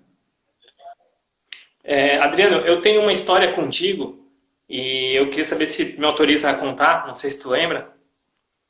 Bom, eu não lembro, mas autorizado. Enfim, eu fazia uma disciplina na universidade e que tu eras o professor, e a disciplina se chamava condicionamento físico. Eu não sei, não lembro se era condicionamento físico um ou 2. Eu lembro que tinha um e 2. Dois. Era dois. Era 2, então. E aí, eu não tinha lá umas 3 ou 4 avaliações. Naquela época, eu não, acho que hoje não tem mais, mas na minha época tinha exame ainda, né? Tinha aluno que ficava em exame para tirar nota para passar, né? Hoje acho que não tem mais exame. O aluno atingiu a nota ou ele reprova, né? Não, E aí acho que na tem. época, tem ainda? Tem. Então, aí eu lembro que na época tinha 3 ou 4 avaliações na disciplina. E quando chegou na última, eu precisava de uma nota muito alta. Eu não tinha ido bem nas outras 3 e eu precisava de uma nota alta. E aí era um trabalho em grupo e a gente tinha que produzir uma periodização de treinamento, eu acho que era um mesociclo, para um atleta que fosse ciclista e fosse competir o Tour de France, que é a principal prova do ciclismo, né, no mundo. E eu não entendia nada, assim, estava tendo dificuldade para compreender a disciplina e também não entendia muito do ciclismo, né? Mas eu precisava da nota. E aí eu lembro que eu fiz com mais outros 2 alunos o trabalho, e aí eu chamei para mim e pedi para eles que eu fizesse o trabalho sozinho, porque eles não estavam tendo tempo, a gente não tinha tempo de se encontrar em Florianópolis, era mais complicado. E aí eu acabei fazendo o trabalho todo sozinho. E eu lembro, eu fiquei ansioso para saber sobre o meu trabalho, mas eu me dediquei bastante em cima do trabalho. E aí, quando eu entreguei o trabalho e depois, quando tu corrigiu e foi devolver o trabalho, a nota foi a maior nota da sala, né? Mas mesmo com aquela nota, eu acabei ficando em exame e os outros 2 alunos que fizeram o trabalho comigo acabaram passando. E aí foi muito engraçado porque eles mesmos reclamaram para ti, ó, a gente não fez nada, ele fez tudo sozinho, a gente vai ficar em exame, a gente vai passar. E aí eu lembro que tu ficou um tempão assim no caderno, assim, nossa, mas não vai fechar a média, será que não vai fechar? Aí eu mesmo disse, ó, não, me deixa em exame e tal. E aí foi muito legal porque tu falou assim, talvez vou rever o meu conceito aí de avaliação para não acontecer isso de novo. E foi muito legal. Aí eu fiz o exame, passei, foi tudo tranquilo, né? Mas foi bem curioso e eu aprendi muito fazendo esse trabalho. Eu lembro até hoje, né? Foi muito importante, muito interessante. É que acho que você precisava mais que 10, né? Mais ou menos isso. Mas eu não lembrava disso aí, não, mas certeza que porque depois eu comecei a fazer menos trabalho em grupo. Acho que foi a partir disso daí, então. Aí, quem sabe eu fui o responsável.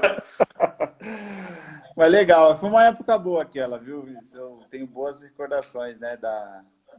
Vocês tiveram aula comigo numa época que eu estava começando, assim, minha carreira, né? Então, claro, hoje eu sou outro professor, né? A gente faz em 15 anos isso.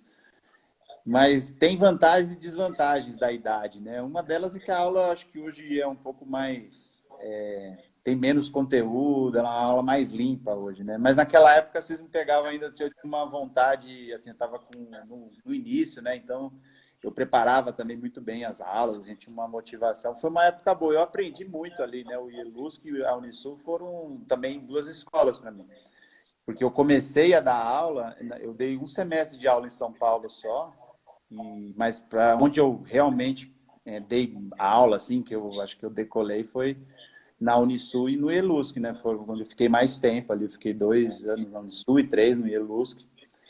E ali também, para mim, foi um aprendizado muito grande, né? Eu peguei muitas disciplinas que eu não dominava. Então, ali, para mim, aquela época foi muito boa. Assim, foi uma parte importante da minha formação, da minha carreira.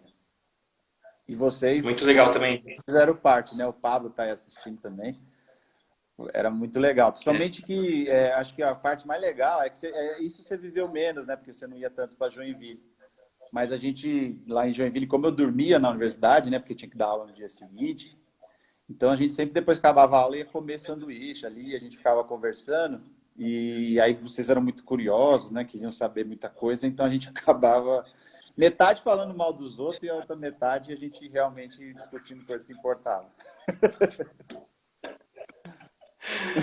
Adriano, pô, queria te agradecer muito por ter aceitado falar comigo, com a Temepre. E para mim, pessoalmente, além de divertido, é uma honra, porque eu acho que a gente, por mais que o mundo esteja do jeito que ele está hoje, mas eu consigo ainda guardar esse vínculo, esse relacionamento entre aluno e professor ainda com muito carinho.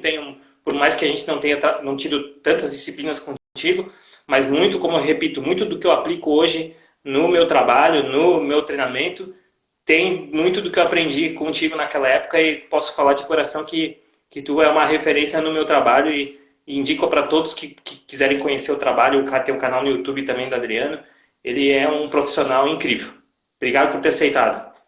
Imagina, Viseu, eu que agradeço, prazer revê-lo, fico muito feliz com o seu depoimento, né? Acho que esse é o retorno também de um professor, né? Quando ele vê que os seus ex-alunos estão tendo sucesso, assim, e que esse sucesso, ele obrigatoriamente tem que ser maior que o do professor, né? Porque é isso que dá felicidade a gente, né? Ver o Pablo lá na China, desenvolvendo o seu trabalho, sei que alçou voos bem maiores do que eu imaginei, ver você aí firme no projeto, né? Tendo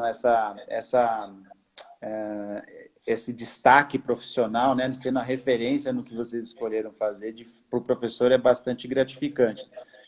A gente tem que entender que isso não é só a nossa parte, né? Vocês são uma construção de várias coisas, mas a gente fica feliz de ter contribuído, nem que seja com um pouquinho, mas contribuído para vocês terem esse sucesso. Então, fico feliz também, conte comigo, quando precisar, estou à disposição. Muito obrigado, obrigado a todos que nos assistiram e tiveram com a gente essa noite de domingo, buscando conhecimento. Em breve a gente volta com mais uma live aí sobre outro assunto pertinente. Obrigado a todos, obrigado, bom final de domingo para todo mundo. Um abraço, Adriano, valeu. Um abraço, valeu, Vinícius. Um abraço para todos aí, Pablo, Renata e todo mundo. Um abraço. Valeu, tchau, tchau.